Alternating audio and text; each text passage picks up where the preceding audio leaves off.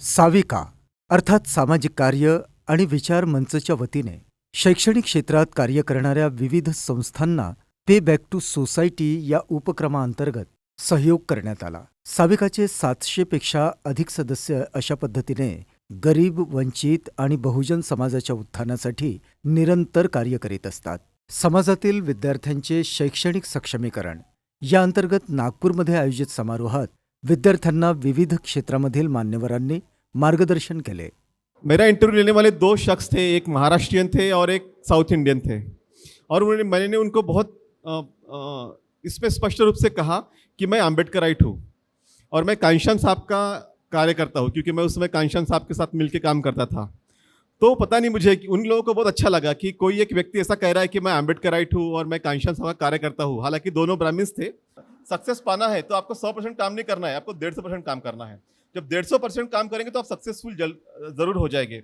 हमारा काम ये होना चाहिए, मकसद ये होना चाहिए कि हमारे जो विरासत है उस विरासत को भी हमें दिखाना है, हमारे लोगों को एक प्लेटफॉर्म देना है और साथ साथ में हमें भाईचारा बनाना है. हम लोग का एक ही मकसद है कि बाबा साहब का जो स्लोगन था कि एजुकेट, कि हमें एक ऐसा प्लेटफॉर्म बनाना है जहाँ पर हमारे बच्चे, ख़ास तौर पे वो बच्चे जो बहुत ही वंचित वर्ग से आते हैं, उनको हम अच्छी एजुकेशन दे सकें. रिजर्वेशन हमें पूरी कम्युनिटी के बिहाफ पे मिला था.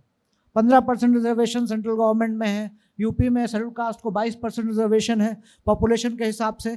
तो यानी कि अगर मैं रिजर्वेशन का बेनिफिट ले रहा हूँ या कोई भी बेनिफिट ले रहा हूँ जो मुझे मेरी कम्युनिटी या मेरी कास्ट की वजह से मिल रहा है, वो मैं अपनी कम्युनिटी के बिहाफ पर ले रहा हूँ. मेरी ये जिम्मेदारी बनती है कि जो भी मेरा एक्सेस है नॉलेज का, वो मैं मेरी कम्युनिटी को के बच्चों को दूँ, तभी हमारी कम्युनिटी एम्पावर होगी. बाबा साहब कहते हैं शिक्षित व्यक्ति में यही एक क्षमता होती है कि समाज का अंधकार या समाज का अज्ञान दूर करने की क्षमता एक शिक्षित व्यक्ति में होती है. और बाबा साहेब डॉक्टर अम्बेडकर ने बड़ी नाउमीदी से आगरा में ये बात कही थी कि मुझे मेरे समाज के पढ़े लिखे लोगों ने धोखा दिया.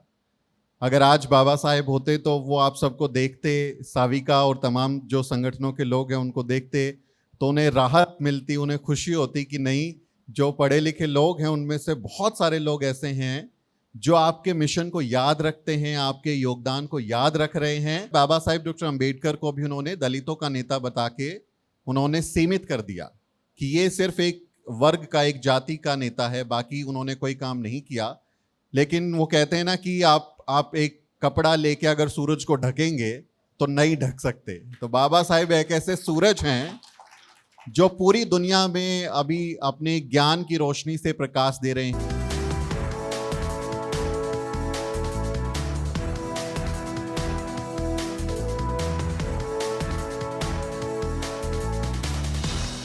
So, stay with us as we listen, learn, and get inspired by their powerful words. Let's carry forward the energy and spirit of this gathering into the next session.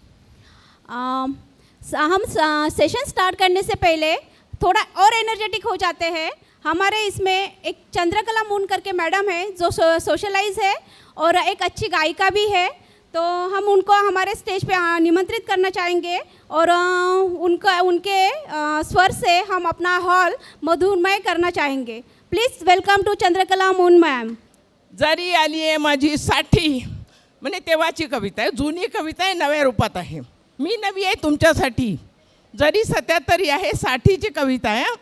जरी आली आहे माझी साठी, तरी ठेवली मी माझी अशी स्वस्त काठी, कारण तुम्हा सर्व लोकांची शुभेच्छा आहे माझ्या पाठी.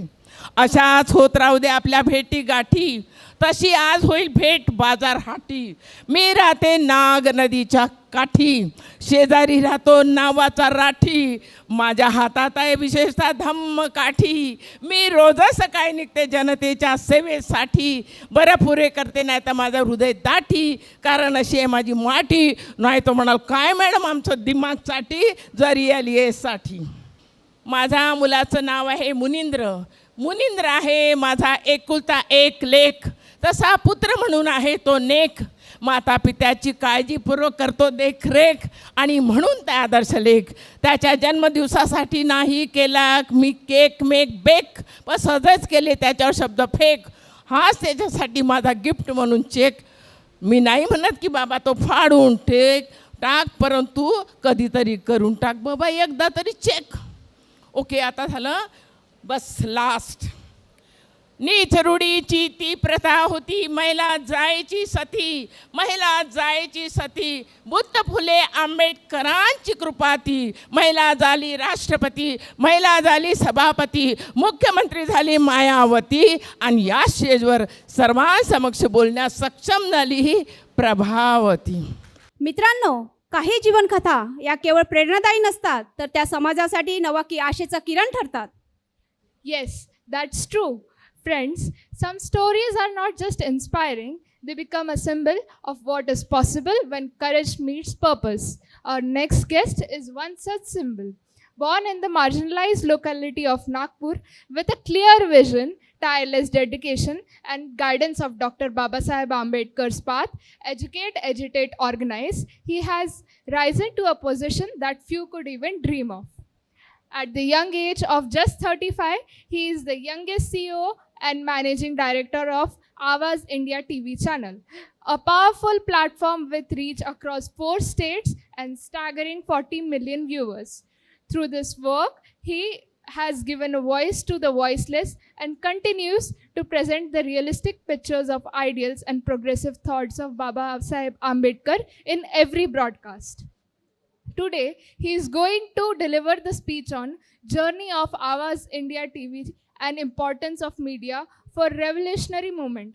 Ladies and gentlemen, please join me in welcoming on stage a visionary and a true son of the soil, Honorable Aman Kamble sir, CEO and Managing Director of Awaaz India TV channel. Please give him a big round of applause. मुझे याद है जब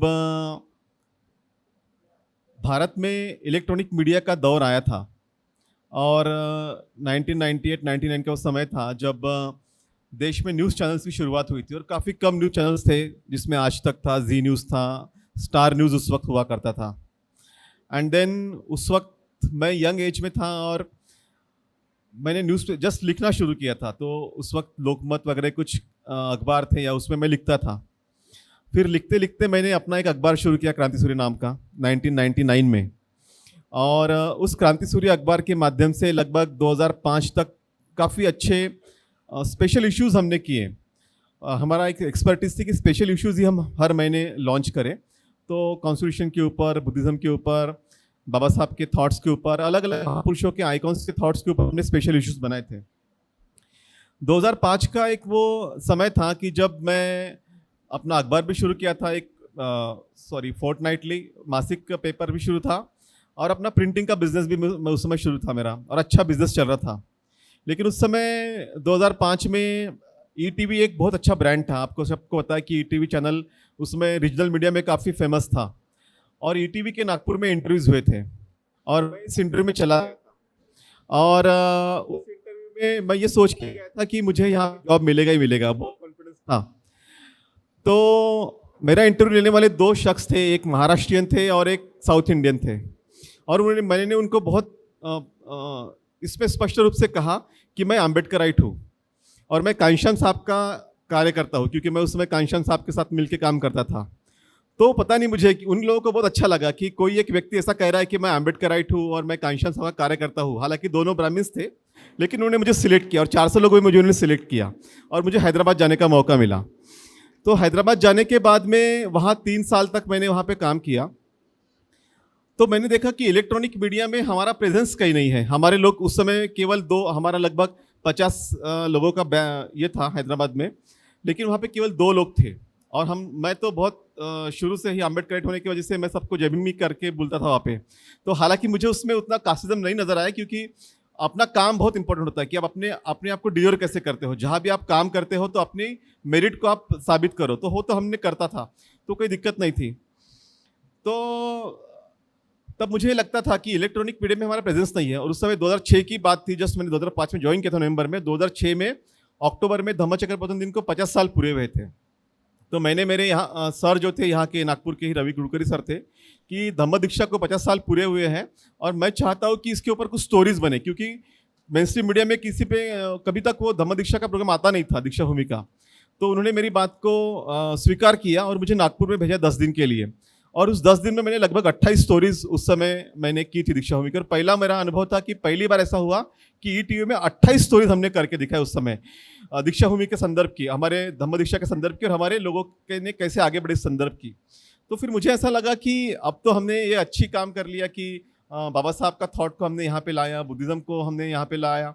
और मैंने उस समय उनको एक बात बताई थी, जब मुझे उन्होंने कहा कि दीक्षा भूमि को आप बताना चाहते हो लेकिन उसका टीआरपी क्या रहेगा, क्योंकि सब कुछ तो टीआरपी में निर्भर है।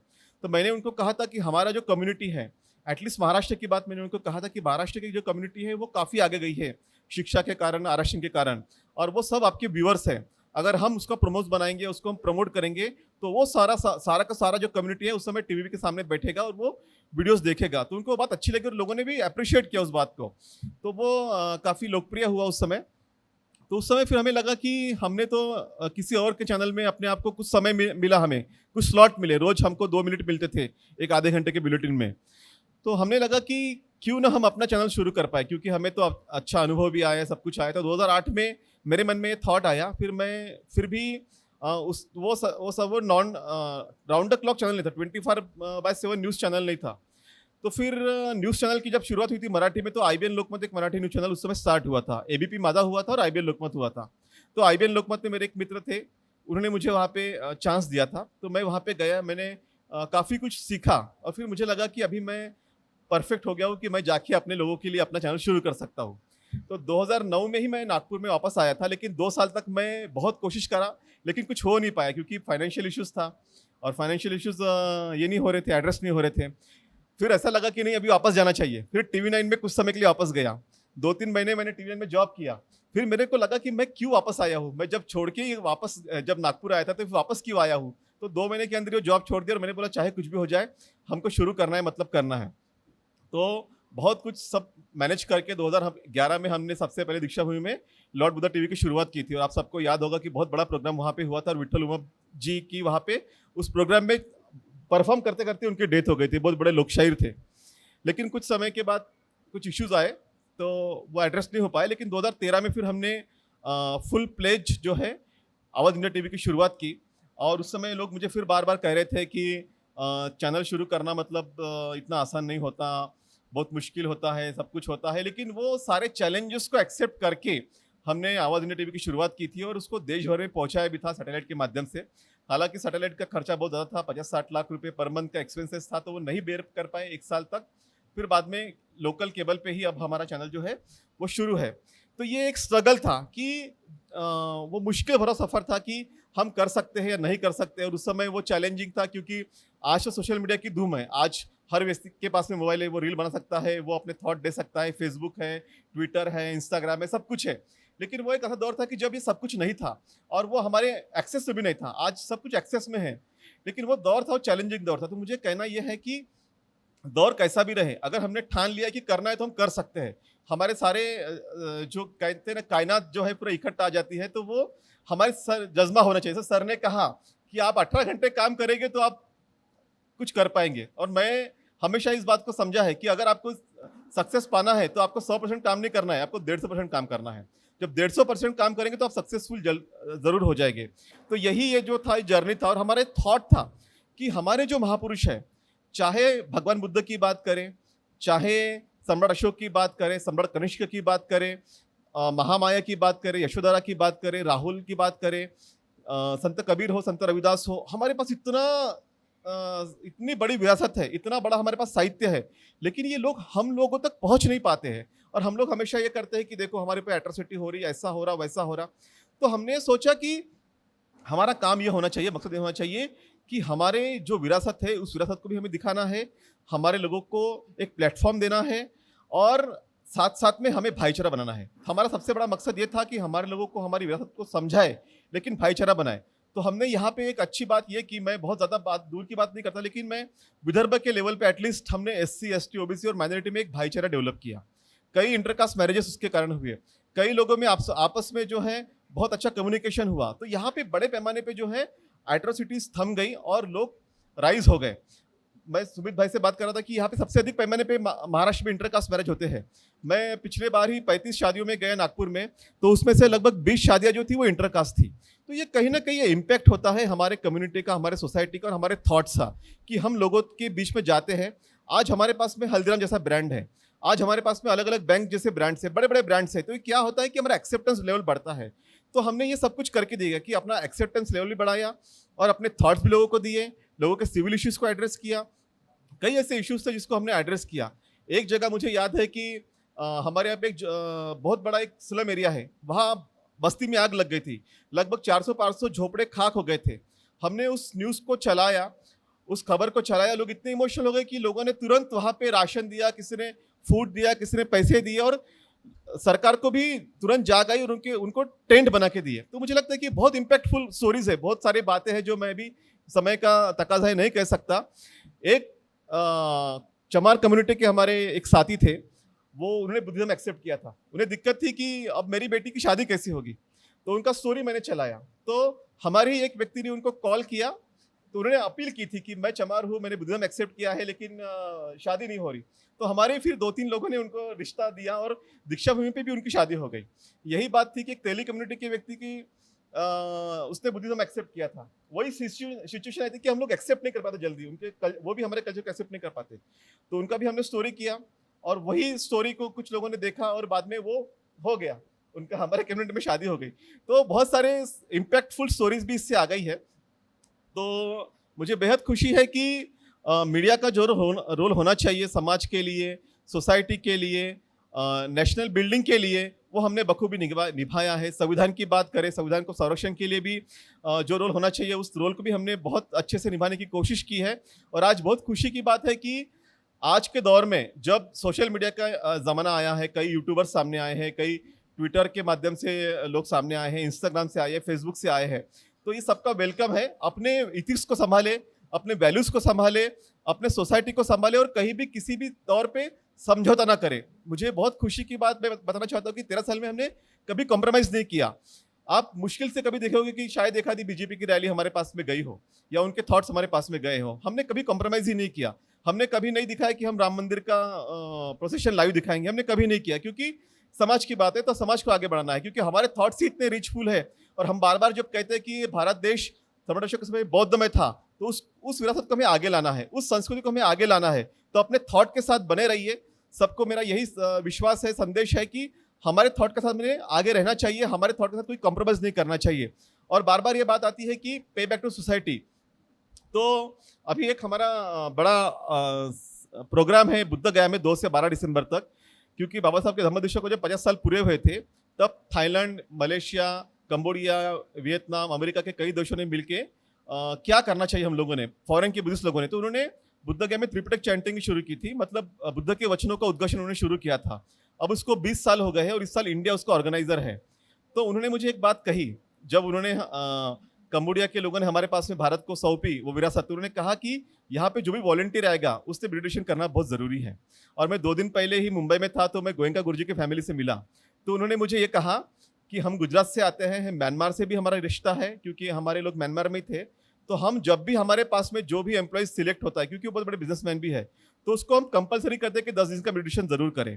तो मैं साविका के ग्रुप को, बानाई के ग्रुप को, सभी जो भी ग्रुप है, कि हम क्या ये कर सकते हैं कि हमारे बच्चे जिनको हम सपोर्ट कर रहे हैं उन्हें 10 दिन का मेडिटेशन कंपलसरी करें। एटलीस्ट उस माध्यम से बच्चा जो है वो उसमें कंपैशन आएगी, उसमें मैत्री आएगी, उसमें एक अपने जो हमको बार बार इश्यू होता है कि हमारे बच्चे पेबैक नहीं करते या फिर भूल जाते हैं।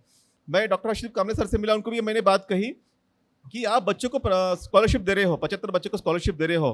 पिछले 20-30 साल में लगभग हमारे हज़ारों बच्चे वहाँ पे गए, लेकिन मुश्किल से 10% ही बच्चे जो थे पे बैक करते हैं। तो क्यों ना हम एक ऐसा ये करें कि उन्हें हम पहले थोड़ा सा मेडिटेशन दे 10 साल का, 10 दिन का, और उससे उनमें वो भावना जगे कि हमें भी कुछ करना है। तो मुझे लगता है कि ये जस्ट मेरा सजेशन है, इस पर आप वर्कआउट करेंगे। और थैंक यू वेरी मच मुझे यहाँ पे बुलाने के लिए और मेरी बात सुनने के लिए। धन्यवाद। जय Bhim. Friends, our next speaker is visionary whose life is dedicated to building the future of our youth, especially those who come from the most underrepresented communities. We are honored to welcome Anup Kumar sir. मेरा नाम अनूप है और मैं पिछले 13 सालों से वर्धा में एक छोटा से बुद्ध विहार में बच्चों को पढ़ाता हूँ। और बेसिकली मैं उत्तर प्रदेश का रहने वाला हूँ। काफ़ी समय दिल्ली में रहा, दिल्ली में काम किया, फिर 2013 में मैं महाराष्ट्र आया और वर्धा में तब से मैं पढ़ा रहा हूँ। हम लोग का अपना एक छोटा सा इंस्टीट्यूशन है जिसका नाम है नालंदा एकेडमी, और हम लोग हर साल कुछ 200 से 250 बच्चों को लेते हैं अक्रॉस इंडिया। 14-15 स्टेट के बच्चे आते हैं हमारे पास 12वीं के बाद, और ज़्यादातर ये बच्चे जो हैं वो हैं जो नॉन इंग्लिश मीडियम हैं, गांव के बच्चे हैं, Marathi medium, Hindi medium, Odia medium, ऐसे बच्चों को हम लोग लेते हैं और उनको 10 महीने की एक ट्रेनिंग देते हैं जिसमें हम उनके फाउंडेशंस पर काम करते हैं। मैथ, इंग्लिश, साइंस, लगभग सारे सब्जेक्ट्स हम लोग पढ़ाते हैं बच्चों को, और फिर हम उनको टॉप यूनिवर्सिटीज़ में भेजते हैं। और ये जो हम लोग काम कर रहे हैं, मैं और मेरे साथी सुबोध हैं यहाँ पर, कपिल हैं, और भी बहुत सारे लोग हैं। हम लोग का एक ही मकसद है कि बाबा साहब का जो स्लोगन था कि एजुकेट, कि हमें एक ऐसा प्लेटफॉर्म बनाना है जहाँ पर हमारे बच्चे, ख़ास तौर पे वो बच्चे जो बहुत ही वंचित वर्ग से आते हैं, उनको हम अच्छी एजुकेशन दे सकें। इसका आइडिया इस तरीके से आया कि आप सब जानते हैं, मतलब मुझे उसको बहुत ज़्यादा बताने की ज़रूरत नहीं है कि हमारी कम्युनिटी में अभी दो वर्ग हो गए हैं, 2 क्लास हैं हमारी कम्युनिटी में भी, शेड्यूल कास्ट में या शेड्यूल ट्राइब बोले या बहुजन बोले, जो भी। एक क्लास ऐसा है जिसकी 3rd जनरेशन या 4th जनरेशन रिजर्वेशन लेकर आगे बढ़ रही है। फादर ने लिया, बच्चे ने लिया, बच्चों के बच्चों ने लिया, अभी वो क्लास 1 ऑफिसर्स हैं, डॉक्टर्स हैं, इंजीनियर्स हैं, यूरोप में हैं, अमेरिका में हैं। और दूसरी तरफ उसी परिवार में आपको ऐसे भी लोग मिलेंगे जो अभी तक अशिक्षित हैं, जो अभी तक पढ़ नहीं पाए, कभी रिजर्वेशन का बेनिफिट नहीं मिला, और ऐसे लोगों की संख्या बहुत ज़्यादा है। जैसे अगर मैं अपने ही फैमिली का एग्जाम्पल दूं तो मेरे पिताजी वकील थे और मेरे भाई सब क्लास 1 ऑफिसर्स हैं, और मैं 2nd जनरेशन हूँ, JNU में पढ़ा, कॉन्वेंट एजुकेशन मिली, JNU गया। आज मेरी जो 3rd जनरेशन है, मेरे भाई के बच्चे, कोई सिंगापुर में है, कोई जर्मनी में है। तो ये जो ट्रांसफॉर्मेशन हुआ है, ये बहुत ही लिमिटेड ट्रांसफॉर्मेशन है। सिर्फ कुछ फैमिलीज़ ऐसी हैं, मेरी फैमिली जैसी, जो लकी थी, जो शहर में थी, जिनको पढ़ने का मौका मिला और बाबा साहब का जो स्ट्रगल है उसका फ़ायदा लिया। तो मुझे इस बात में बिल्कुल भी शर्म नहीं है कहने में कि मैं और मेरा परिवार ऐसा है जिसने बहुत फ़ायदा उठाया है। तो अब जिम्मेदारी क्या है? क्या हमारी कुछ जिम्मेदारी बनती है? क्योंकि आरक्षण जो है या जो भी स्कॉलरशिप्स है, मेरे फादर स्कॉलरशिप पे पढ़े, मेरे सारे भाई स्कॉलरशिप्स पे पढ़े, गवर्नमेंट की जो शेड्यूल कास्ट बच्चों को मिलती थी, रिजर्वेशन का फ़ायदा लिया। तो क्या ये रिजर्वेशन सिर्फ मेरे लिए मिला था या मेरी फैमिली को मिला था या सिर्फ कुछ लोगों को मिला जिन्होंने फ़ायदा लिया? नहीं, रिजर्वेशन हमें पूरी कम्युनिटी के बिहाफ पे मिला था। 15% रिजर्वेशन सेंट्रल गवर्नमेंट में है, यूपी में शेड्यूल कास्ट को 22% रिजर्वेशन है पॉपुलेशन के हिसाब से। तो यानी कि अगर मैं रिजर्वेशन का बेनिफिट ले रहा हूँ या कोई भी बेनिफिट ले रहा हूँ जो मुझे मेरी कम्युनिटी या मेरी कास्ट की वजह से मिल रहा है, वो मैं अपनी कम्युनिटी के बिहाफ पर ले रहा हूँ, मुझे नहीं मिल रहा है अकेले को, है ना। मैं 100 लोगों के लिए है, उसमें से मैं 10% में हूँ जो ये फ़ायदा उठा रहा हूँ। तो फिर इसका मतलब ये है कि बाकी के जो 90% लोग हैं उनके प्रति हमारी जिम्मेदारी बनती है। बाबा साहब ने जो रिजर्वेशन का कंसेप्ट दिया था वो इसलिए नहीं दिया था कि कुछ लोग ऑफिसर बन जाए, कुछ लोग डॉक्टर बन जाए, कुछ लोग रहें और बाकी पीछे रह जाए। उनका ये था कि एक क्लास ऐसा डेवलप हो जो लीड करे, जो अपने रिसोर्सेज का इस्तेमाल करके बाकी लोगों को ऊपर लेकर जाए। अगर 100% रिजर्वेशन या गवर्नमेंट की पॉलिसीज़ अगर 100% इम्प्लीमेंट होती हैं तो भी सभी को फ़ायदा नहीं मिलेगा, क्योंकि number of jobs, number of scholarships, number of admissions, opportunities बहुत लिमिटेड होती हैं। 100 लोग अप्लाई करते हैं, 2 सीटें होती हैं। तो इसका मतलब ये है कि मैं, मेरा परिवार या मेरे जैसे जो लोग जिस वर्ग को आप बिलोंग करते हैं, एक अपवर्ड मोबिलिटी मिली है, आपके पास पैसा है, खाना है, घर है, आपको अच्छी एजुकेशन है। मैं यूपी के सबसे अच्छे स्कूल से पढ़ा हूँ, कॉलविन तालुकेदार्स, जहाँ पे पहले राजा के बेटे पढ़ते थे। तो अगर मैं उतने अच्छे स्कूल से पढ़ा हूँ, फिर मैं JNU गया और बहुत सारा मेरा एक अच्छा एजुकेशनल मेरे को अपॉर्चुनिटी मिली। इसलिए नहीं मिली कि मैं बहुत इंटेलिजेंट था, इसलिए कि एक अपॉर्चुनिटी मिली जिसको मैं सही समय पर मैं फ़ायदा उठा पाया। तो अब मेरी जिम्मेदारी बनती है कि मैं जो हमारे समाज के जो बाकी बचे हुए लोग हैं उनके लिए कुछ कंट्रीब्यूट करूं। मेरी अपनी फैमिली में आधी फैमिली बहुत अच्छी है और आधी फैमिली के बच्चे अभी भी मजदूरी करते हैं, अभी भी गांव में, एक ही फैमिली में। तो आप एक ही फैमिली में देखोगे कि कितना बड़ा क्लास डिफरेंस आ चुका है। और ये डिफरेंस जो है वो एक प्रकार का हमारे जैसे लोगों का जिन्होंने सारी सुविधाएं ली हैं, ये उनका फेलियर है। ये उनके फेलियर को दर्शा रहा है कि आप आगे बढ़ गए लेकिन आप अपने ही रिलेटिव्स को, अपने ही कम्युनिटी मेंबर्स को, अपने ही समाज के लोगों को आप भूलते गए। तो ये अब इसके पीछे बहुत सारी साइकोलॉजी है, बहुत सारा चीज़ें, उस पर मैं नहीं जाऊंगा और मैं ब्लेम भी नहीं कर रहा हूँ। मतलब मैं ये नहीं बोल रहा हूँ कि कुछ कोई गिल्टी है इसके लिए, बट एक ये प्रोसेस है, ये एक ऐसा सच है जिसे मुझे लगता है कि हमें स्वीकार करना चाहिए। तो फिर पढ़ा लिखा जो समाज है हमारा, जिसके पास आज सब कुछ है, आज पैसे हैं, पैसों से भी ज़्यादा इम्पोर्टेंट एक्सपीरियंस है, एक्सेस है उसको नॉलेज का, उसके पास वो टूल्स हैं जिससे वो कम्युनिटी में बहुत सारा कंट्रीब्यूट कर सकता है। तो अब उसकी जिम्मेदारी बनती है, मेरी जिम्मेदारी बनती है कि मैं बच्चों को बताऊं कि जेएनयू का एंट्रेंस एग्ज़ाम कैसे क्रैक किया जाता है, क्योंकि मैंने किया है। तो अब ये मेरी जिम्मेदारी है। मेरी ये जिम्मेदारी बनती है कि जो भी मेरा एक्सेस है नॉलेज का, वो मैं मेरी कम्युनिटी के बच्चों को दूं, तभी हमारी कम्युनिटी एम्पावर होगी। इसी एक सिंगल आइडिया से कि हमारे जितने भी लोग जो रिसोर्सफुल हैं उनकी जिम्मेदारी बनती है डायरेक्ट कंट्रीब्यूट करने की, पैसा नहीं। पैसा देना सबसे आसान काम है कि अरे भाई मैं बाबा साहब ने बोला था पे बैक, तो मैं अपनी सैलरी का 2% दे रहा हूँ, वो भी बहुत बड़ी बात है। मतलब मैं उसको बिलिटिल नहीं करना चाहता, लेकिन वो सबसे आसान काम है। सबसे मुश्किल होता है कि आप अगर प्रोफेसर हैं, डॉक्टर हैं, इंजीनियर हैं, या आप अच्छी यूनिवर्सिटी से पढ़े हैं, आप जाएं वापस अपनी बस्ती में और बच्चों को उसके बारे में बताएं, अपनी नॉलेज शेयर करें और कम्युनिटी के लिए रोल मॉडल बने। रोल मॉडल बनना बहुत इंपॉर्टेंट है, क्योंकि अब मेरा तो अपना नॉर्थ इंडिया का ही एक्सपीरियंस है बड़े होने का, कि शुरुआत से ही हम ये सुनते आ रहे हैं, बचपन से ही, मेरे स्कूल से ही, मेरा स्कूल कॉन्वेंट था, लेकिन फिर भी कास्ट का वहाँ पे प्रेजेंस था। टीचर्स ओपनली बोलते थे कि अरे इनमें मेरिट नहीं होती है, ये इंटेलिजेंट नहीं होते हैं, ये अरे इनका तो नौकरी लग जाएगा। जैसे मेरे एक दोस्त थे, उनके घर गया तो वो बैंक मैनेजर थे, उनकी माँ भी बैंक मैनेजर थी, फादर भी थे। तो उन्होंने पूछा बेटा कौन सी कास्ट के हो, तो उन्होंने बता दिया।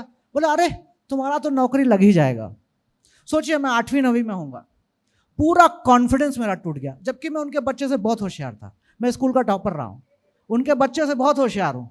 लेकिन उनके बच्चे का जो फेलियर है, जो होने वाला है, उनको पता है कि उनका बच्चा मेरे से आगे नहीं निकलेगा, उसका वो जस्टिफिकेशन अभी से तैयार कर रहे हैं। अरे इसका तो हो ही जाएगा, इसका तो रिजर्वेशन है। तो बात बहुत सिंपल सी थी, लेकिन वो अफेक्ट करती है आपकी साइकी को। आपको लगता है कि आपका कोई वर्थ नहीं है, आपके अंदर काबिलियत नहीं है, क्योंकि यही सुन सुन के हम बड़े हुए हैं। जब भी कास्ट का डिबेट आता है तो रिजर्वेशन की बात शुरू होती है। अपर कास्ट के दिमाग में caste is equal to reservation है, और reservation is equal to merit, merit is equal to number, कि मेरे 80% है, तुम्हारे 72% है, तुम हमसे वीक हो। बहुत ही सिंपल मैथ कैलकुलेशन है उनका। उसके अलावा they don't want to listen anything. Cultural capital क्या होता है, अपॉर्चुनिटीज़ क्या होती है, वो सुनना ही नहीं चाहते हैं। क्योंकि मैंने इस फील्ड में, मुझे लगभग 25 साल हो गए हैं काम करते हुए, सन 2000 से शुरू किया था काम करना। तो हर जगह यही रहता है कि हमारे बच्चों में मेरिट नहीं होती है, इनका तो 0 नंबर पे भी सिलेक्शन हो जाता है, और IITs में भी, मतलब हर जगह यही सुनना होता है। तो होता क्या है कि इससे, चूँकि हम कभी काउंटर नहीं करते हैं इस चीज़ को, कभी हम इसका जवाब नहीं देना चाहते हैं, हम ज़्यादातर अपनी आइडेंटिटी छुपाना चाहते हैं ऐसी जगहों पर, तो इससे हमारी साइकी पर असर पड़ता है। हमारा जो कॉन्फिडेंस लेवल है वो गिर जाता है, हम अपनी ही सक्सेस को एंजॉय नहीं कर पाते हैं। मैं आपको एक एग्जांपल देता हूं कि मेरे एक दोस्त हैं, बहुत बड़े सर्जन हैं, is a medical doctor, is a one of the greatest surgeons, और वो टॉप में है यूएस में, इंडिया में भी नहीं, यूएस में इज इन टॉप। अभी भी वो अपनी आइडेंटिटी छुपाते हैं। यानी कि आप सोचिए ना कि मतलब इट्स वेरी सैड, मैं उनको कभी ब्लेम नहीं करता हूँ, लेकिन बहुत सैड लगता है कि ये आदमी अपनी आइडेंटिटी को भी सेलिब्रेट नहीं कर सकता है, कि अपनी सक्सेस को, इतनी अपार सफलता उनको मिली है अपनी प्रोफेशनल लाइफ में, बट अभी भी उनको दोहरा जीवन जीना पड़ता है, एक डबल लाइफ जी रहे हैं। पर्सनल कुछ और है, प्रोफेशनल कुछ और है, क्योंकि उनको डर लगता है कि बैकलैश होगा। उनको डर लगता है कि अमेरिका में भी जो एनआरआईज हैं वो उनको गाली देंगे कि तुम कोटा वाले हो, तुम कोटा से बने हो, जबकि वो अमेरिका में हैं, अपनी मेरिट प्रूव कर चुके हैं। तो ये प्रॉब्लम हमारा जो पढ़ा लिखा समाज है, बहुत बड़ी प्रॉब्लम है कि हमारे जितने भी आईआईटीएंस हैं या आईएम वाले हैं या जितने भी टॉप इंस्टीट्यूशंस में हैं, आप देखेंगे कि वो कभी भी बहुत कम, सिर्फ महाराष्ट्र के नागपुर बेल्ट के लोग छोड़ दीजिए, नागपुर विदर्भा के जो आईआईटीएंस हैं वो पूरा फुल मूवमेंट में आते हैं।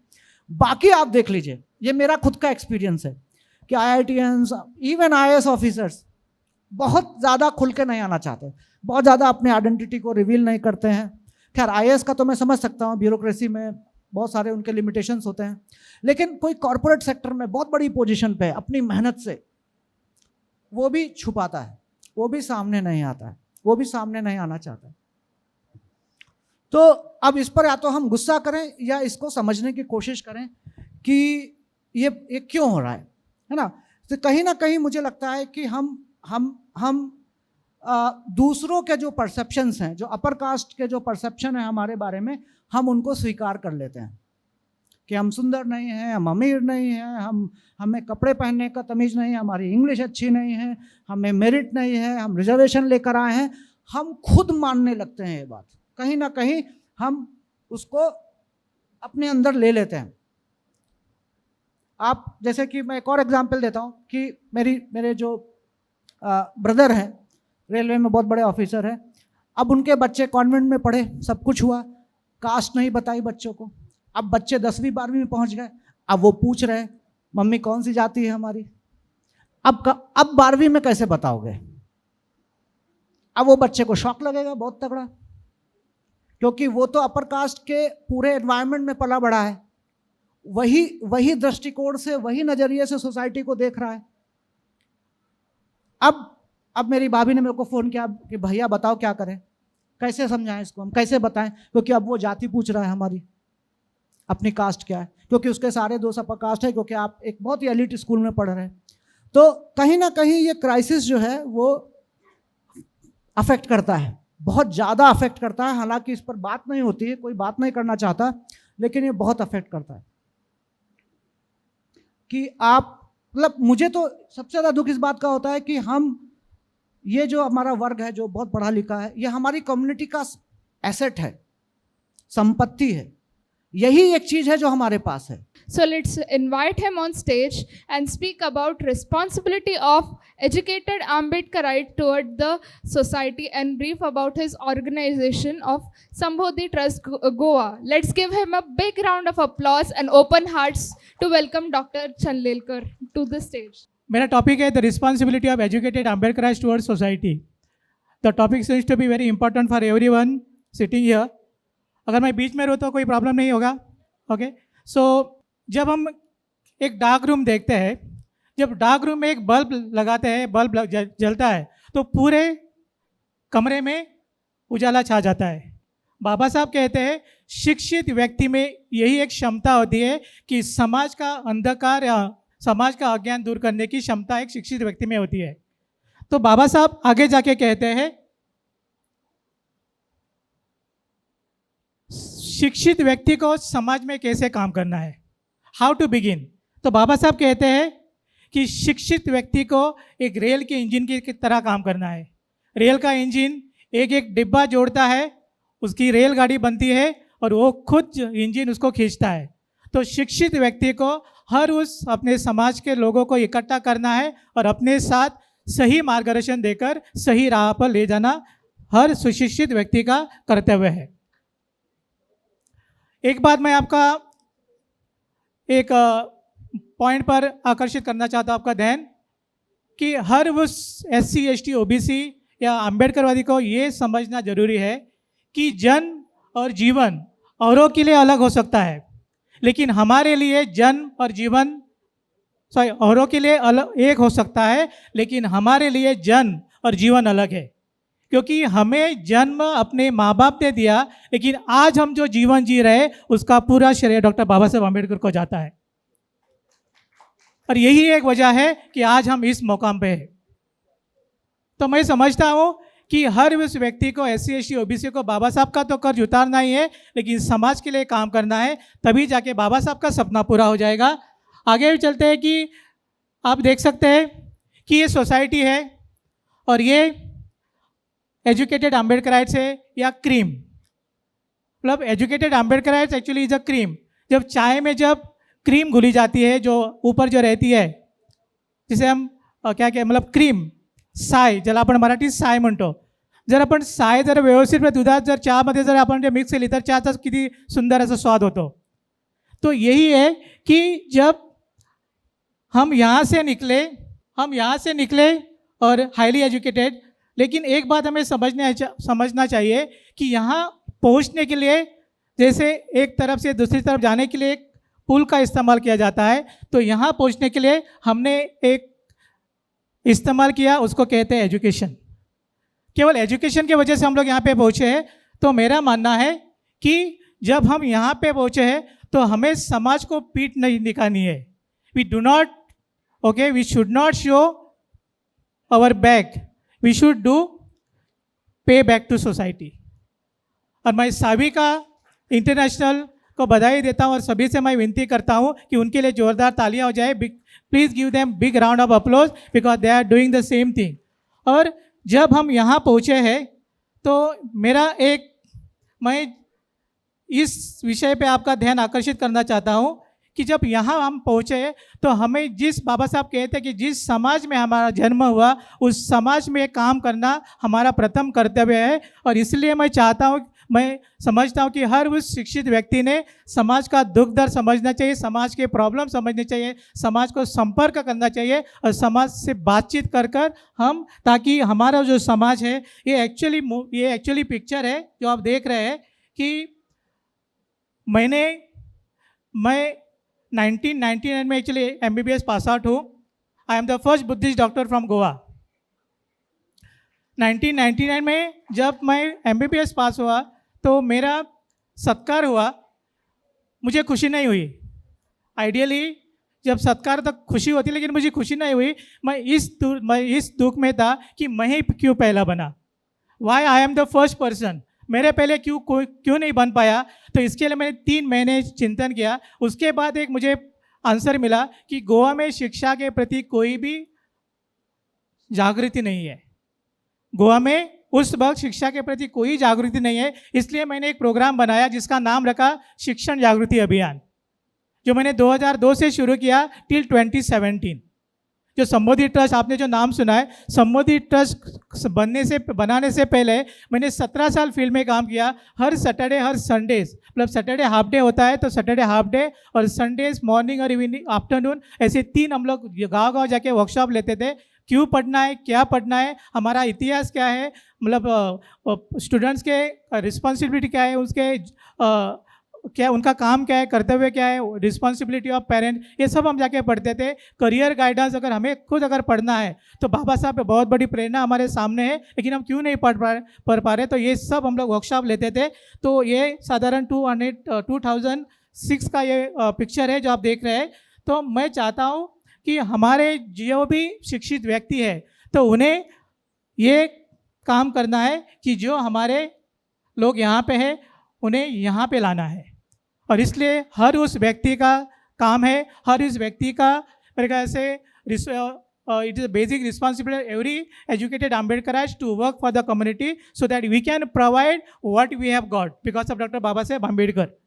आगे चलते एक मैं आपको उदाहरण देना चाहता हूँ कि एक बल्ब आप देख रहे हैं जो जल रहा है, एक बल्ब है जो फ्यूज्ड है। बल्ब चाहे 25 वोल्ट का हो, 40 वोल्ट का हो, चाहे 60 वोल्ट का हो, एक बार वो फ्यूज होने के बाद उसका कोई उपयोग नहीं है। रिटायरमेंट के बाद हमारी लगभग यही हालत होती है, प्लीज़ डोंट माइंड। रिटायरमेंट के बाद हमारी लगभग यही हालत होती है।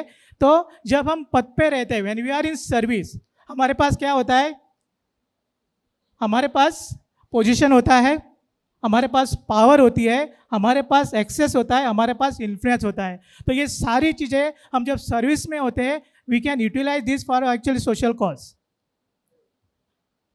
जब हम रिटायरमेंट होते हैं तो बहुत सारी उसके साथ लिमिटेशन आ जाती है। हेल्थ इश्यू होता है, या बच्चों की पढ़ाई होती है, बच्चों की शादी होती है, उसके बाद बच्चों को देखना होता है। This is a reality. और यही बात है कि हमें समझना चाहिए कि रिटायरमेंट के बाद हम चाहे बहुत कुछ करना चाहते हैं, लेकिन कभी शरीर साथ नहीं देता है, कभी पैसे का भी मतलब फाइनेंस भी कभी कभी प्रॉब्लम हो जाता है, क्योंकि सडनली हमारा इनकम जीरो, हमारा 50% आ जाता है और कमिटमेंट बढ़ जाती है। तो राइट टाइम हमारा जो होता है when we are in service. Okay, तो ये एक आप देख सकते हैं कि हम जब रिटायर्ड हो जाते हैं तो ऑलमोस्ट एक्चुअली हमारे जो एक्सेस होता है वो भी कम हो जाता है, and we may not actually get the desire result. उसके बाद what every educated Ambedkar should serve the society, मतलब हर एक जो व्यक्ति है, सुशिक्षित व्यक्ति है, वो समाज की सर्विस करना चाहिए, समाज की सेवा करनी चाहिए। इसलिए मैंने उसको 2 ग्रुप में बांट दिया है, शॉर्ट टर्म गोल और long term goal. Short term goal से एजुकेशन गाइडेंस जो सब लोग कर रहे हैं, उसके बाद challenge to face the problem, मतलब जीवन में आने वाली समस्या को सामना करने के लिए हमें अपने युवाओं को, स्टुडंट्स को तयार करना है। आदरणीय डॉक्टर लखन इंगळे सर, त्यांचा विषय आहे डॉक्टर बाबासाहेब आंबेडकर यांचा विद्यार्थ्यांकरता संदेश। डॉक्टर बाबासाहेब आंबेडकर ही संघटना 14 एप्रिल 1981 या दिवशी स्थापन झाली होती। या संघटनेला आज एकूण 44 वर्ष पूर्ण झालेले आहेत 14 एप्रिलमध्ये। आता 45 वर्षामध्ये ही संघटना पदार्पण करत आहे। या संघटनेमध्ये आतापर्यंतचा इतिहास जर आपण पाहिला तर या संघटनेच्या माध्यमातून जे कोणी अध्यक्ष राहिलेले आहेत किंवा सदस्य सचिव, तर सर्वच्या सर्व हे जॉबला आपापल्या पद्धतीने सेटल आहेत। आणि ही संघटना वर्षभर काय काम करते, या संघटनेचा काय उद्देश आहे, तर आपण पाहतो की कोणतीही चळवळ, आंदोलन, मोर्चे आले की त्यावेळेस सगळ्यात पहिले नाव येते तर डॉक्टर बाबासाहेब आंबेडकर यांचं।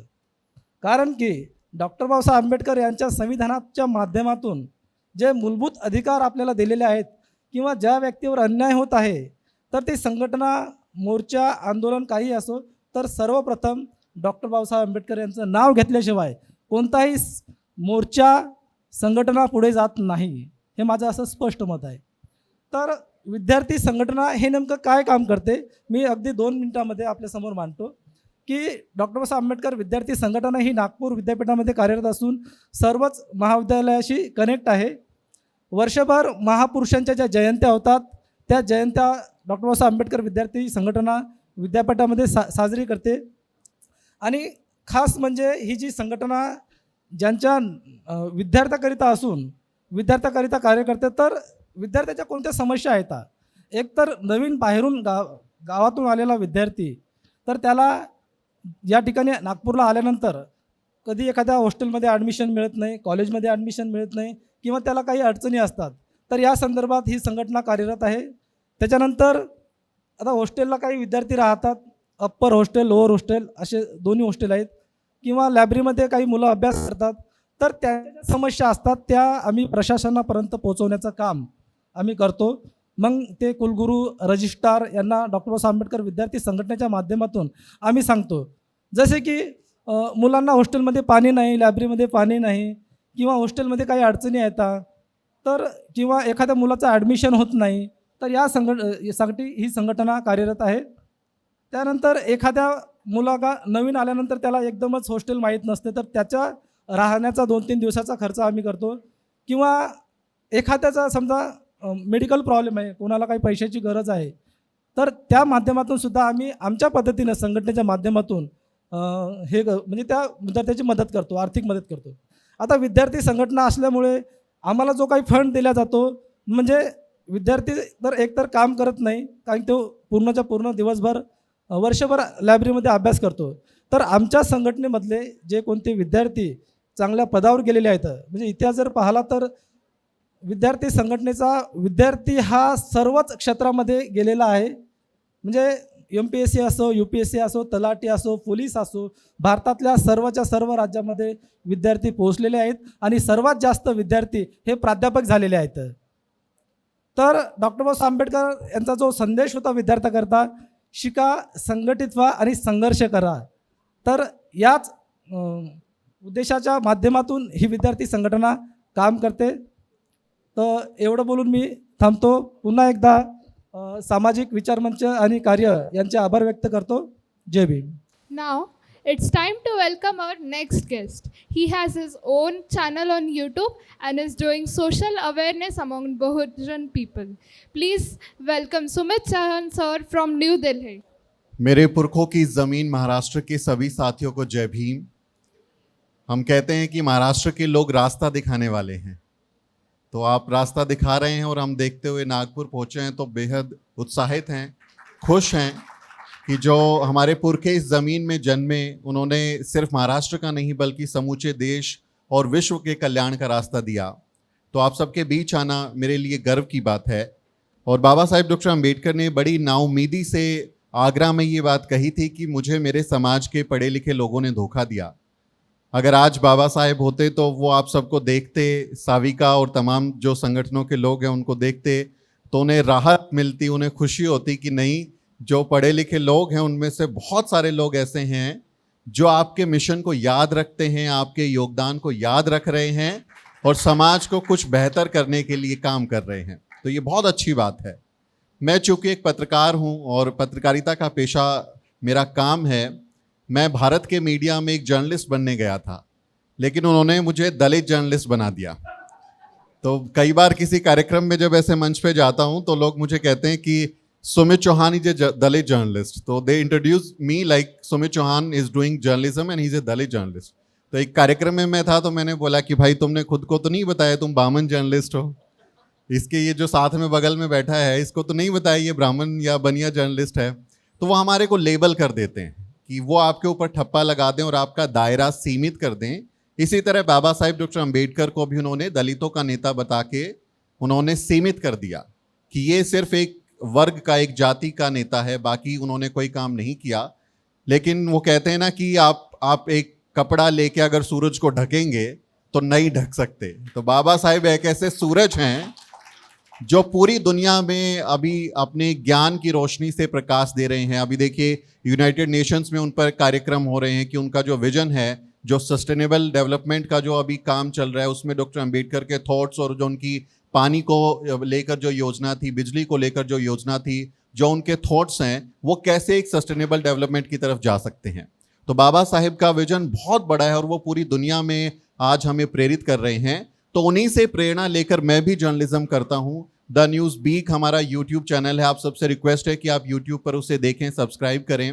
और मैं जर्नलिज्म किया कई चैनलों में, लेकिन वहाँ जिस तरह के हालात हैं उनसे परेशान होकर वो जॉब छोड़ी. और जॉब क्या छोड़ी, मैं कहता हूँ कि गुलामी छोड़ी. बाबा साहेब डॉक्टर अम्बेडकर ने आपके यहाँ धम्म दीक्षा जब नागपुर में लिया तो उन्होंने कहा था कि मुझे ऐसा लगता है मेरा एक नया जन्म हुआ है. तो जब हमने जॉब छोड़ी, वो मनुवादी जिसे आप मेन स्ट्रीम मीडिया कहते हैं, हम उसको मनु स्ट्रीम मीडिया कहते हैं, वो मनु स्ट्रीम मीडिया जब छोड़ा तो हमें भी लगा कि भाई अब एक नई राह पर चले हैं और बाबा साहेब डॉक्टर अम्बेडकर की प्रेरणा से अम्बेडकरवादी पत्रकारिता के क्षेत्र में कुछ काम करेंगे. अमन भाई मेरे बड़े भाई बैठे हैं, इतना शानदार काम है आवाज़ इंडिया का, और ऐसे बहुत सारे सैकड़ों लोग हैं जो बहुत ज़्यादा मेहनत करते हैं अपने लोगों के मसलों को उठाने के लिए. बाबा साहेब कहते थे कि जैसे एक पौधा जो है अगर उसको खाद पानी ना दो तो वो मर जाता है, वैसे ही विचार भी नश्वर हैं. अगर उनका प्रचार प्रसार आप नहीं करेंगे, उनको एडवर्टीजमेंट नहीं करेंगे, उनको प्रमोट नहीं करेंगे तो विचार भी मर जाते हैं. और एडवर्टीजमेंट और प्रमोशन मीडिया एक ऐसा क्षेत्र है जो हमारे लोगों को बहुत लेट समझ में आया. हालांकि हमारी विरासत है लंबी पत्रकारिता की. बाबा साहब ने खुद जो है 5 अखबार निकाले और बाकी लोगों ने भी निकाले. तो इसलिए उन्होंने कंट्रोल कर लिया मीडिया को. मीडिया सिर्फ ये नहीं है कि वो आपकी खबरें दिखाता है, वो दरअसल आपका शेप करता है mind. It shapes your mind. आप क्या सोचोगे, what would you think, how would you think, it depends on the circumstances created by the media. ये दिन भर आपके टीवी पे बैठ के अखबार में लिख के आपको ऐसी चीजें दिखाते हैं, तो आप अपने दुश्मन को तो अपना दोस्त मानने लगते हैं और जो आपका दोस्त है उसको अपना दुश्मन समझ बैठते हैं। इतनी ताकत है मीडिया में। तो हमें मीडिया की अहमियत को समझते हुए अपने खुद के मीडिया इंस्टीट्यूशंस खड़े करने की ज़रूरत है कि हम अपने चैनलों को प्रमोट करें, हम अपने मीडिया संस्थान बनाएं। एक वक्त था जब सैटेलाइट टीवी चैनल शुरू करना, अमन भाई बहुत अच्छे से जानते हैं, केबल टीवी चलाया उन्होंने, अभी आवाज़ इंडिया चला रहे हैं, और सैटेलाइट टीवी चैनल खोलने में बहुत बहुत खर्चा था। 25 करोड़ रुपए तो लाइसेंस के लिए चाहिए थे कि आपकी कंपनी 25 करोड़ की होगी तो तब आपको सैटेलाइट का लाइसेंस मिलेगा। लेकिन आज सोशल मीडिया के दौर में, डिजिटल के दौर में हमको इतनी बड़ी पूंजी की या इतने बड़े संसाधनों की ज़रूरत नहीं है। हम क्रिएटिवली उसका इस्तेमाल करते हुए काम कर रहे हैं। ये मार्क जकरबर्ग ने या बाकी लोगों ने कभी नहीं सोचा होगा कि फेसबुक पर जो जर्नलिज्म हो सकता है या उस पर कास्ट के बारे में बात हो सकती है, उनको कभी इस बात का एहसास ही नहीं होगा कि भारत के दलित जो हैं, बहुजन जो हैं, इतनी क्रिएटिव हैं कि आपने जो बर्थडे सेलिब्रेशन करने के लिए बनाया था, मज़े जोक्स शेयर करने के लिए सोशल मीडिया बनाया था, उसका इस्तेमाल इतने पावरफुल तरीके से हो रहा है। और आज सिर्फ यहाँ नहीं, पूरी दुनिया में। अभी हाल ही में हार्वर्ड यूनिवर्सिटी ने मुझे एक कार्यक्रम के लिए बुलाया। अगर मैं किसी मीडिया के चैनल में वही चाकरी करता रहता तो कभी नहीं पहुंच पाता। लेकिन हमने सोशल मीडिया को इस्तेमाल किया क्रिएटिवली और अपने समाज के असली हक अधिकार के लिए आवाज़ उठाई उसके ज़रिए। तो सिर्फ भारत नहीं बल्कि दुनिया भी अब देख रही है। दलित मीडिया पे, बहुजन मीडिया पे, कम्युनिटी मीडिया पे दुनिया की कई यूनिवर्सिटीज़ में रिसर्च हो रहे हैं, वहाँ पे उस पर थीसिस हो रही हैं, पीएचडीज हो रही हैं। तो ये सिर्फ दलितों का मीडिया नहीं है, ये भारत के असली मूल निवासियों का, बहुसंख्यक लोगों का मीडिया है जो असली मुद्दे की बात करता है। हम आपको लड़ाते नहीं हैं, वो मुर्गे की लड़ाई नहीं है ना कि शाम को बैठ जाएं और एक दूसरे को लड़ाएं। हम आपको बहुत इंपॉर्टेंट चीज़ें बताते हैं। मुझे खुशी है जाहिर करते हुए कि अभी 2 दिन पहले ही जो हमारे नेशनल ओवरसीज स्कॉलरशिप के बच्चे, 100 बच्चे विदेश में पढ़ने के लिए जाते हैं, तो भारत सरकार कई बार अड़ंगा लगा देती है कि आपका सर्टिफिकेट सही नहीं है और कुछ गड़बड़ियाँ कर देती है और उनको सर्टिफिकेट नहीं देती, उनका स्कॉलरशिप का पैसा नहीं देती। तो हमारे साथी हैं एडवोकेट सुशांत, उन्होंने दिल्ली हाई कोर्ट में पिटीशन किया, हमने उस पर खबर की, बहुत अच्छे से उसको हाईलाइट किया और 2 दिन बाद 20 करोड़ रुपया सैंक्शन हो गया, 40 बच्चों को उनका लेटर मिल गया। तो हमारी पत्रकारिता इस तरह का काम करती है। हम आपको लड़ाएंगे नहीं कि हाँ टीआरपी के लिए और मर मिटें। हम साइलेंट रेवोल्यूशन वाले लोग हैं। आप काम करते हैं जब हक अधिकार के लिए लड़ने की बात होती है। तो 2 अप्रैल 2018 का SC/ST आंदोलन जब हुआ था वो पूरी दुनिया ने देखा और जो सरकार कहती थी कि हम प्रचंड बहुमत की सरकार है, हम कभी झुकते नहीं, उसको घुटनों पे पहली बार इस देश के बहुजनों ने ही लाया, इस देश के दलित समाज अम्बेडकरवादियों ने लाया। तो वो ताकत भी है, लेकिन हमें स्मार्टली काम करना है, अच्छा काम करना है। मुझे बहुत खुशी है कि आप लोग इतनी खूबसूरती से काम कर रहे हैं और आपसे उम्मीद करते हैं कि भविष्य में फिर से मुलाकात होगी, फिर से ज़रूरी बात आपके साथ साझा होगी। मेरे पास मुझे कम समय मिला है तो मैं उसकी रिस्पेक्ट करता हूँ। आपने मुझे बुलाया, सम्मान दिया, बहुत बहुत शुक्रिया। जय भीम, जय भारत, नमो बुद्धाय। और अभी तक तो हमने ये देखा है कि हम सोशल सर्विस का भाग बन गए हैं।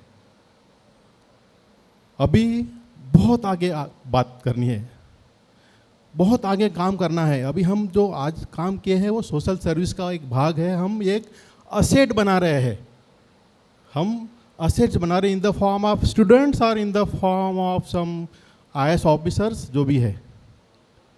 लेकिन वो बात अभी तक पैदा नहीं हुई है जो हमें चाहिए। जब हम खड़े हो तो हमारा जो सामाजिक दुश्मन हो वो डरे। इसलिए साथियों, वो बात करो पैदा,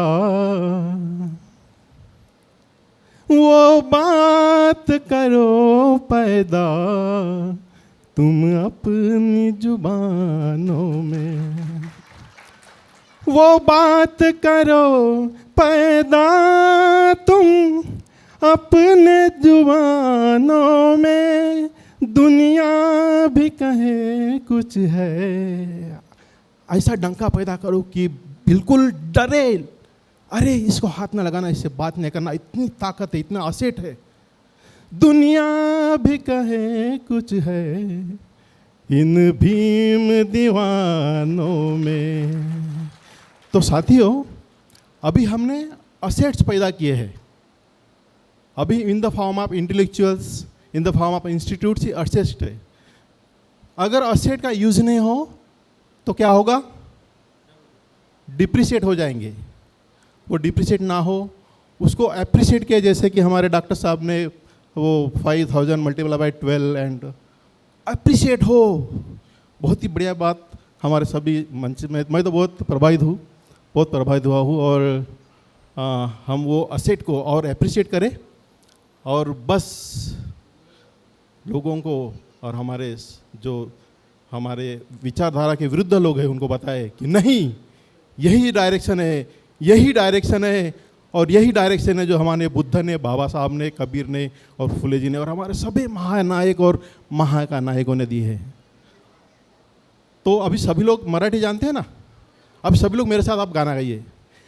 हे खरच आहे खर, हे खरच आहे खर, श्री भीमराव रामजी आंबेडकर, बाबासाहेब आंबेडकर नाव है गाजतोय जगभर, आणि जगभरच जात आहे साविका तर्फे आणि सगळ्या ज्या कार्यकर्त्यांतर्फे। तर बस इतना बोल के मैं यहीं पर अपना 2 शब्द समाप्त करता हूँ। Thank you so much.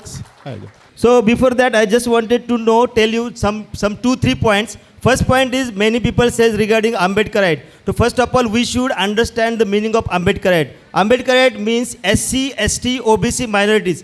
All together means Ambedkarite. So that is very important term. Okay, not Ambedkarite means particular community people. So SC, ST, OBC minorities, Bahujan class is all comes under the Ambedkarite class. That is very important factor. Then apart from that, another word many people use that cultivation of a mind. So first of all, what is cultivated mind do? That is important. Cultivation of mind means what? The expansion, development. So our expansion and development we should do. Cultivated mind means what? The mind which veers towards the equality, fraternity and justice. So that mind they get back to that particular things. So that is called cultivated mind. है ना? तो हम लोग जो अभी ये particular session लिया है, इसमें बहुत सी चीज़ें हैं।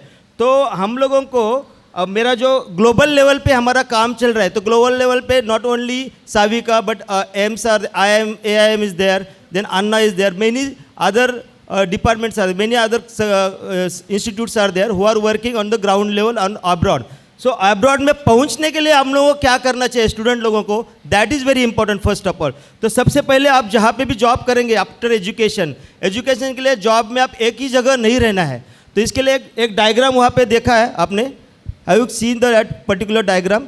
तो आप एक ही जगह पे रहेंगे तो आप लोग क्या हो जाएंगे कि वहाँ से आप लोगों को सी if you stay at one place in one job, what will happen? You will be in the comfort zone, है ना? So you will be in the comfort zone, you cannot able to develop yourself. So for that, fear zone will apply on that. If you stay on the particular one zone, in a comfort zone, the fear zone will apply on that and you cannot develop yourself. The people who are on the stage, no? So those people are also from marginalized community. We are also from marginalized community. But we reached at that level because of we acquired the different skills. What is happening in the world. So that is very important. So don't only you will go to the growth skill. Now, once you reach to that particular level, then you have to find out the Ambedkarite people over there. What we did in the global level. Means हम लोग जहाँ पे भी पहुँचते हैं, वहाँ पहुँचने के बाद अपने लोगों को हमको ढूंढना है और फिर समाज के लिए कार्य करना है। इसका कारण क्या है? फर्स्ट ऑफ ऑल अपना पहला सबका उद्देश्य क्या रहता है कि एजुकेशन लेना है, पैसा कमाना है। तो पैसा कमाने की वजह से हम लोग कभी भी हैप्पी नहीं रहते। पैसा कमाते किसके लिए है? कि पैसा कमाने के लिए, पैसा कमाने के बाद we got the luxurious thing, है ना? But real happiness and real peace we cannot achieve from that. For that you have to go to the again your family, friends, and third important factor is social work. So commitment to the society is very important factor in our life. So that from the beginning itself it should be in your back of the mind, and then only you will get a real peace and real happiness. So apart from that, for personal development, I will just explain the 3 factors which is important to personal development. First of all, first important factor is that is morality. Morality means what? Wisdom, ethical way. So you have to live ethical way. Means what? कि आज मैं मेरे जीवन में कभी भी एक cigarette कभी पिया नहीं, डिसिप्लिन एंड डेडिकेशन अगर तुम्हारे में रहेंगे तो तुम वर्कआउट कर सकेंगे। अभी जितने भी लोग यहाँ पे बैठे थे वो लोगों ने 10-10, 15-15 घंटा पढ़ाई किया है, तभी वो ये मुकाम पे पहुँचा है। तो हम लोग आप लोगों को पढ़ाई करना ही पड़ेगा। अभी आजकल बहुत सी फैशंस निकले हैं ना कि व्हाट्सएप पे बहुत ज़्यादा स्क्रीन टाइम अपना बहुत ज़्यादा स्पेंड कर रहे हैं सब लोग, तो उससे भी आपको बाहर निकलना ही पड़ेगा। साथ ही साथ बहुत सारे लोगों को अभी क्या होता है कि भाई गर्लफ्रेंड है, बॉयफ्रेंड है, ये सब चीज़ें कुछ भी मायने नहीं रखते अपने लाइफ में। याद में रखना, ये सब चीज़ें कुछ भी मायने नहीं रखते।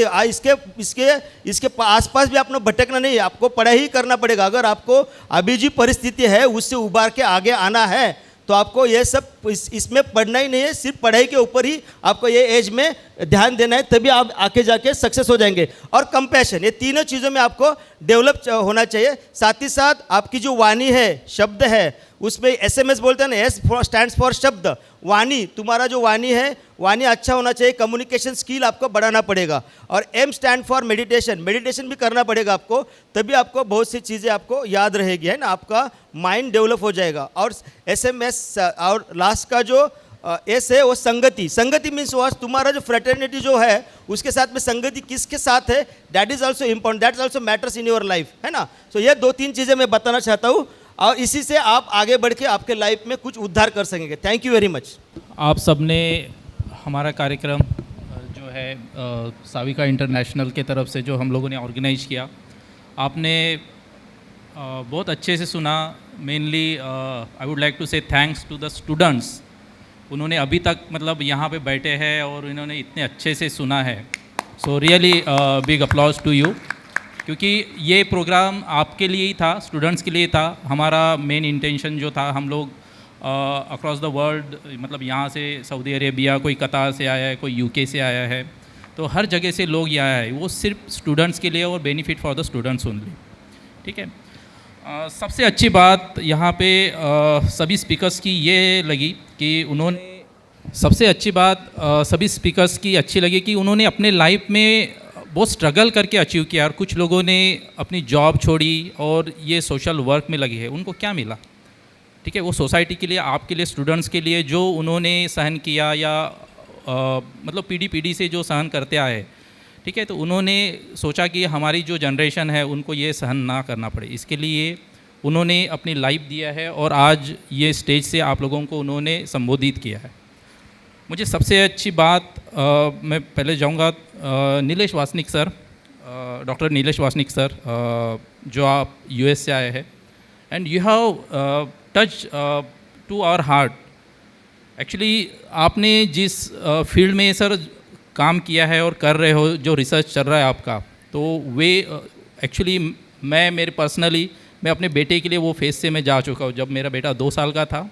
और साथ ही साथ और भी जो मेरे कलीग्स हैं उनको भी मैं देखते आ रहा हूँ सर, कि जिस स्थिति से वो लोग, बच्चों को कोई ADHD है, ऑटिस्टिक्स है, और किस तरह से उन्होंने अपने बच्चों को स्ट्रगल कर रहे हैं कि वो अप टू द लाइन लेके आए। जो आज नॉर्मल बच्चे बैठे हैं हमारे साथ में, उनके साथ में बैठने के लिए वो लाइन में लेके आए, तो उनके लिए जो स्ट्रगल करते हैं सर। और आपने बहुत अच्छा एक शब्द बोला कि जब उनके बच्चों को आप ट्रीट करते हो और जब आप कुछ उनको गाइड करते हो, और आपको जब वो बोलते कि sir thank you so much, आपने हमारे लाइफ में हमको बहुत कुछ दिया है, हमारे बच्चों को ट्रीट करके, हमारे बच्चों को एक लाइन में ला के। Sir really thank you, what you are doing, please do for the society. Thank you so much. दूसरे एकलव्य अकेडमी के आकाश मोडक सर, उन्होंने बहुत अच्छा, उनका बहुत अच्छा योगदान है, बहुत अच्छा काम कर रहे हैं वो लोग। दूसरे दीपक कदम सर, जो अम्बेडकराइट मिशन के हैं, UPSC MPSC के स्टूडेंट्स के लिए उन्होंने इतना अच्छा उनका वर्क है कि हम लोग सोचे भी नहीं थे। जब हम स्टूडेंट्स थे तो हम लोग स्ट्रगल करते थे कि हमें कुछ गाइडेंस मिले कि हमको इंजीनियरिंग करना है, मेडिकल करना है, कॉम्पिटिटिव एग्ज़ाम में जाना है, कहाँ जाना है, हमको कुछ पता नहीं है, डायरेक्शन लेस है। हमने 12th तो कर लिया, लेकिन हमको किधर जाना है, हमको कौन गाइड करेगा? हमारे परिवार में कोई पढ़ा लिखा ही नहीं है। तो सर आज आपके वजह से हम लोगों को ये डायरेक्शन मिल रहा है। It's really thankful, I mean we are very much thanks to you.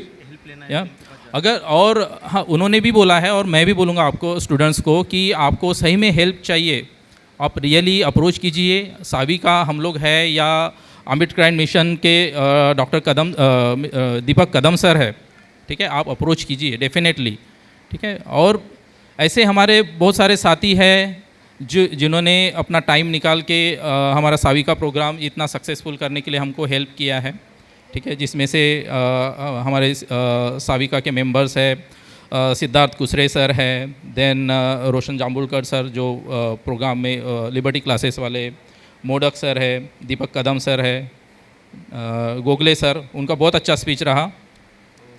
Then Lakhan Ingade sir जो यहाँ का जो ये हॉल बुकिंग करने के लिए हमको जिन्होंने हेल्प किया, हम लोग बहुत स्ट्रगल कर रहे थे हॉल बुक करने के लिए। We were trying to do this Ambedkar convocation centre, but due